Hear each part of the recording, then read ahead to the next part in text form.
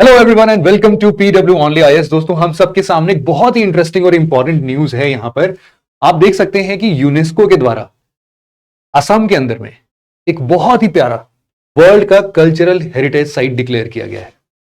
Yes sir, अगर हम बात करें यहां पर, ये पहली बार ऐसा हुआ है कि नॉर्थ ईस्ट से किसी कल्चरल साइट को यहां पे यूनेस्को के द्वारा दर्जा दिया गया है। अपने आप में सर नॉर्थ ईस्ट के लिए एक बहुत बड़ी अचीवमेंट है। बिल्कुल, और इसीलिए सर आप देख सकते हैं कि हमारे असम के सीएम है हेमंत बिस्वा शर्मा, उन्होंने भी ट्वीट किया है, हमारे प्राइम मिनिस्टर साहब ने भी ट्वीट किया है। तो आज के इस वीडियो में हम लोग इस मोइदाम, ये जो वर्ल्ड है, इसके बारे में बहुत डिटेल से डिस्कस करेंगे, इसकी हिस्ट्री को डिस्कस करेंगे, और जितने भी इसके क्वेश्चंस आपके मन में आ रहे हैं ना, उन सभी को हम और मैं और ऋषभ सर मिलके आप लोगों के साथ इसको बिल्कुल कंप्लीट तरीके से डिस्कस करते हैं। जी सर, ये जो शब्द है ना मोइदाम, जी, दरअसल में ये शब्द आया है फ्रैंगमेई दाम से। जब मैं बात करता हूं दाम की, दाम का अर्थ होता है एक जो पर्सन जिसकी डेथ हो चुकी है उसकी आत्मा को डोनेट करता है, उसके स्पिरिट को। एंड जब उसकी स्पिरिट को आप एक ग्रेव में डाल देते हो तभी वर्ड बनता है मोइदाम। दरअसल में इसका पूरा नाम है चिराइदियो मोइदाम। चिराइदियो का अर्थ होता है, या ये एक जगह का नाम है सर दरअसल में। जब होम किंगडम इंडिया में आता है तो पहली कैपिटल उसकी बनती है चिराइदियो, एंड उसके साथ जब आपने डेड पर्सन की स्पिरिट को एक ग्रेव में डाल दिया तो वहां से वर्ड आया मोइदाम। चिराइदियो मोइदाम इसलिए नाम है। और एक इंटरेस्टिंग इंफॉर्मेशन ये भी है कि ये अब हमारा टोटल कितने हैं, अब हमारे पास वर्ल्ड हेरिटेज साइट अगर इंडिया के पॉइंट ऑफ व्यू से देखें तो टोटल ऐसे 43rd वर्ल्ड हेरिटेज साइट ये बन गया है। इसके पहले जो 42 थे उसमें से आप काउंट करें अगर तो 34 हमारे कल्चरल हेरिटेज साइट थे, 7 हमारे नेचुरल हेरिटेज साइट थे, और एक जो है कांचनजंगा मिक्स्ड नेशनल पार्क। यहां पर आप देख सकते हैं नेशनल पार्क, ये एक कांचनजंगा नेशनल पार्क है, ये मिक्स्ड हेरिटेज साइट था। तो ये टोटल ऐसे 42 थे। अब एक नया ऐड हुआ है, अगर आप देखोगे तो यहां पर आपको Manas wildlife sanctuary, Kaziranga national park, ये सब नेचुरल वर्ल्ड हेरिटेज साइट तो दिखते थे, लेकिन कल्चरल हेरिटेज साइट अभी तक कोई नहीं था। और हम यहीं पर इसलिए पहली बार बोल रहे हैं इसको कि ये पहली बार ऐसा हुआ है, और ये 43rd नंबर का है। यस सर, एक क्वेश्चन बस मुझे यहां पर आपसे ये पूछना है जी कि हम लोग यूजुअली ये देख रहे हैं कि मोइदाम वर्ड आपने बहुत अच्छे से एक्सप्लेन किया है, लेकिन आखिरकार इसमें ऐसा स्पेशल क्या है? मतलब हमारे पास तो ऐसे बुद्धिस्ट स्तूपास भी हैं और पहले भी ऐसे बहुत सारे, जैसे आपने पिरामिड का भी नाम लिया, तो आखिरकार ऐसा इसमें क्या स्पेशल है कि जो हम लोग बोल रहे हैं कि नहीं, इसको हम लोगों ने वर्ल्ड हेरिटेज साइट का दर्जा दिया है? जी सर, मैं कुछ एक फीचर्स आपको एक्सप्लेन करना चाहूंगा इसके बारे में।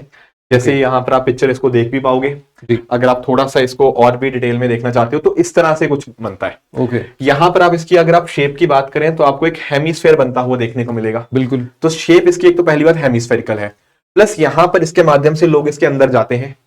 यानी यहाँ पर आप जैसे इसके अंदर जाओगे ना, आपके पास लेफ्ट या राइट में आपके पास एक छोटा सा दरवाजा होगा, जहां पर इनके जो डेड पर्सन की, आपको जो मैं बात कर रहा था कि उनको यहाँ पे रखा गया है। अब इंटरेस्टिंग बात यहाँ पे ये भी आती है कि पहले उनको एज इट इज यहाँ पे बरी कर दिया जाता था, बट जैसे जैसे हिंदुइज्म का इन्फ्लुएंस आया उसके साथ ही उनके जो बेसिकली जो उनके लास्ट राइट्स करने के बाद उनको फिर बाद में यहाँ पे रखा जाने लगा। तो रिलीजन का इन्फ्लुएंस भी हमें यहाँ पे पहले समझ आता है कि कैसे कैसे समय के साथ यहाँ पे बदलाव आया। इसके अलावा सर कुछ एक और, मैं अगर आप फैक्टर्स की बात करूं, जैसे ये कईयों को लगता है कि सिर्फ शायद एक ही है सर ऐसा। हाँ, मुझे भी यही समझ में आ रहा था। नहीं, पर सर ये जैसे आप यहाँ पे अलग अलग देख पाओगे और ऐसे बहुत सारे आपको देखने को मिल रहे हैं। तो ये बड़ा ही एक इंटरेस्टिंग चीज बनती है। एक दो और मैं अगर चीजें बताऊं आपको, तो यहां पर आप नोटिस कर पाओगे इसकी एक्चुअल में जो बाहर की बाउंड्री है ना, वो आपको ऑक्टागोनल शेप के अंदर देखने को मिल जाएगी। बिल्कुल, एक इसमें जैसे हम एंटर करते हैं इसके अंदर तो वॉल्ट या चैम्बर आपको देखने को मिल जाता है। तो ये अपने आप एक बड़ा ही इंटरेस्टिंग चीज हो जाती है। सर एक और अगर मैं आपको एक चीज बताऊं जी, ये आप देख रहे हो, ये इसकी ऐसी शेप है हेमिस्फेरिकल जी। किसी केस के अंदर ये हेमिस्फेरिकल शेप आपकी बस इतनी होगी, किसी में थोड़ा सा बड़ा होगा, एंड अगर मान लो कोई राजा महाराजा कोई बहुत बड़ा है, उसके लिए सर इसका जो साइज होता है ना वो बहुत बड़ा हो जाता है। तो कितना बड़ा आपका ये साइज है, ये दिखाता है कि वो इंसान आखिर कितना पावरफुल था जिसकी आत्मा को यहाँ पे रखा गया है। ग्रेट सर, यहाँ पर मैं आपको, आपने जैसे अभी अहोम किंगडम का जिक्र किया था, तो मैं आपको इनके बच्चों को भी थोड़ा सा ये एक्सप्लेन करना चाहूंगा कि एक्चुअल में ये अहोम किंगडम क्या चीज है जी। यहां पर आप लोग के सामने देखो, ये मैप है और ये पूरा अहोम किंगडम है, जो आप येलो कलर से ये रीजन देख रहे हो, और आप देख सकते हो कि नॉर्थ ईस्ट रीजन में ये one of the biggest kingdom है। साथ में और भी किंगडम्स हैं, किंगडम ऑफ मणिपुर है, जैंतिया किंगडम है, कचरी किंगडम है, यहां पर आप देख सकते हो कोच किंगडम है। लेकिन इधर साइड में मुगल एम्पायर हमेशा से दबदबा बनाया हुआ था। बिल्कुल। ऐसा बोला जाता है सर कि लगभग 70 सालों में लगभग इन्होंने 17 रेड्स किए थे इनके ऊपर, लेकिन फिर भी मुगल एम्पायर होम किंगडम को कभी भी हरा नहीं पाए। और इनके पास ऐसे बहुत महान राजा हुआ करते थे जिनको हम लोग स्वर्ग देवस बुलाते थे उस टाइम पर। तो ये जो स्वर्ग देवस होते थे उनके कमांड के अंदर में बहुत सारे लोग होते थे। और ये जितनी भी फाइट्स हुई हैं, एक बार ऐसा हुआ था मुगल एम्पायर के टाइम पर अगर आप बात करो तो जहांगीर से लेकर औरंगजेब के टाइम तक आप बोल सकते हो कि ये लोग कॉन्टिन्यूअस फाइट कर रहे थे इन 70 सालों में जी। बस इनमें सर बस एक बार हुआ 1662 का टाइम था। अच्छा। और उस टाइम पर ऐसा हुआ था कि इन्होंने अहोम किंगडम को एक बार इनसे कैपिटल पर कैप्चर किया था। ओके। लेकिन धीरे धीरे करके वापस से इन्होंने इसको स्टार्ट किया बनाना, फाइट करना, वापस से इन्होंने रिवर्ट किया इसको। हाँ जी। ऑफेंसिव स्ट्रैटेजी के अलावा इन्होंने एंटी ऑफेंसिव डिफेंसिव स्ट्रैटेजी के साथ में किया।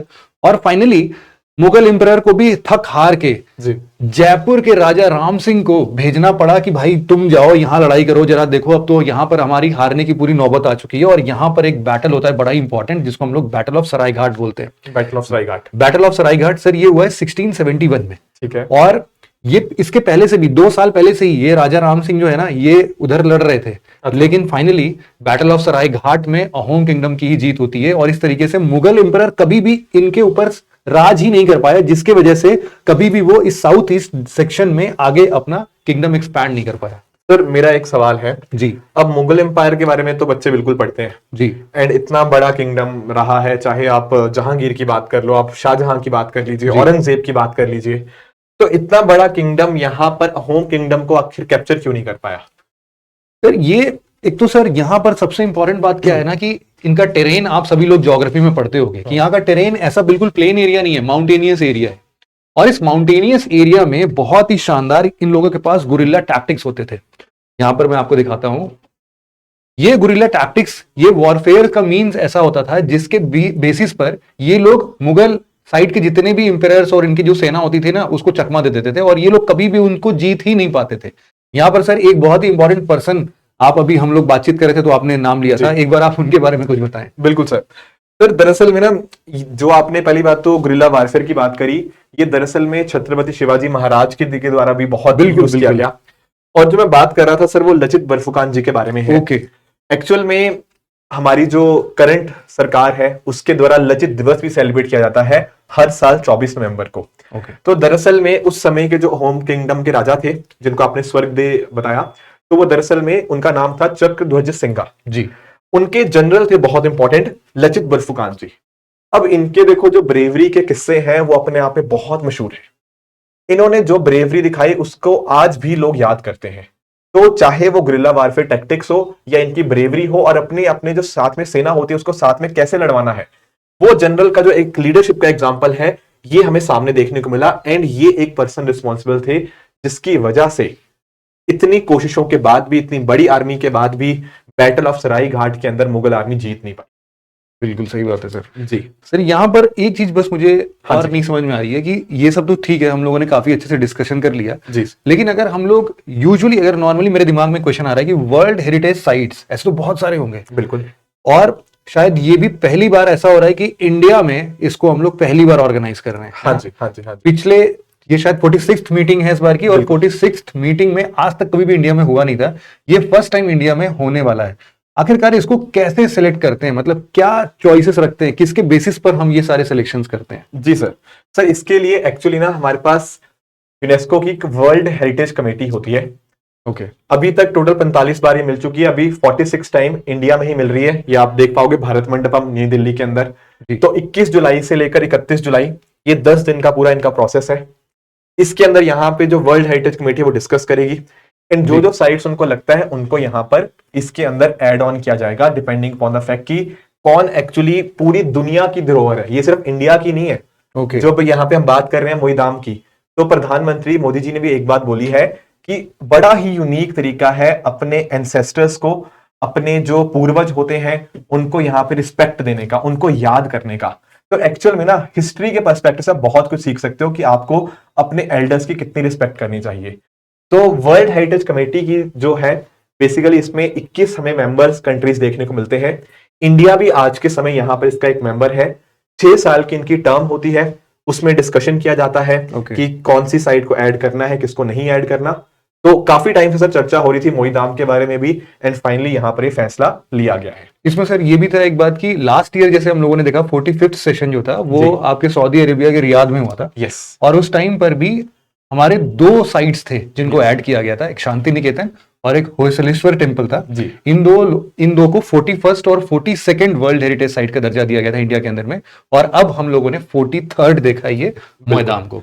सर ये टॉपिक हमारे एग्जाम के लिए रेलेवेंट इसलिए हो जाता है, 2024 में एक तो जो आपने बताया यही सेम क्वेश्चन पूछा गया था यूपीएससी के द्वारा कि 2023 के अंदर यूनेस्को वर्ल्ड हेरिटेज साइट में किसको ऐड किया गया, और उसका आंसर जो आपने कहा वही था कि एक शांति निकेतन एंड दूसरा होयसलेश्वर टेम्पल्स, इनको ऐड किया गया था। दूसरा सर यूनेस्को की इनटेंजिबल कल्चरल हेरिटेज के अंदर रिसेंटली किसको ऐड किया गया, दूसरा यूपीएससी ने ये सवाल पूछा था। तो 2024 के प्रीलिम्स के अंदर 2 सवाल आए थे, और क्योंकि अब तो वर्ल्ड हेरिटेज कमेटी की मीटिंग भी भारत में हो रही है, नॉर्थ ईस्ट से पहली बार एक कल्चरल साइट को यहाँ पे ऐड ऑन किया गया है। आई एम प्रीटी श्योर कि आने वाले साल में हो सकता है कि यूपीएससी इस टॉपिक पे भी क्वेश्चन पूछ ले, पर अब जो क्वेश्चन आएगा थोड़ा डिटेल में आएगा, तभी आई थिंक सर हमने काफी डिटेल में टॉपिक चर्चा भी कर लिया। सर एक पॉइंट जो मैं और ऐड करना चाहता हूं, मैं शायद उसको मिस भी कर गया था जी। ये बताना चाहता था कि अहोम किंगडम जो है वो एक्चुअल में वैसे तो देखो 600 सालों तक राज कर रहा था वहां पर, 13th सेंचुरी से लेकर 19th सेंचुरी तक जी। बट वो बड़ा ही पीसफुल राज था। लेकिन जब मुगल एम्परर्स आए थे, ये 70 सालों का जो टाइम पीरियड मैंने आपको बताया ना, ये जहांगीर से लेकर औरंगजेब का, यहाँ पर बहुत सारे हम लोग को फाइट्स देखने को मिले थे। तो वो एक बड़ा इंपॉर्टेंट सा पीरियड है, मुझे लगता है वहां पर आप लोग को थोड़ा स्पेशल फोकस करके पढ़ने की जरूरत है। बिल्कुल सर। तो इस वीडियो को सर यहीं पर एंड कर सकते हैं हम लोग। बिल्कुल sir, thank you so much, all the very best. Thank you.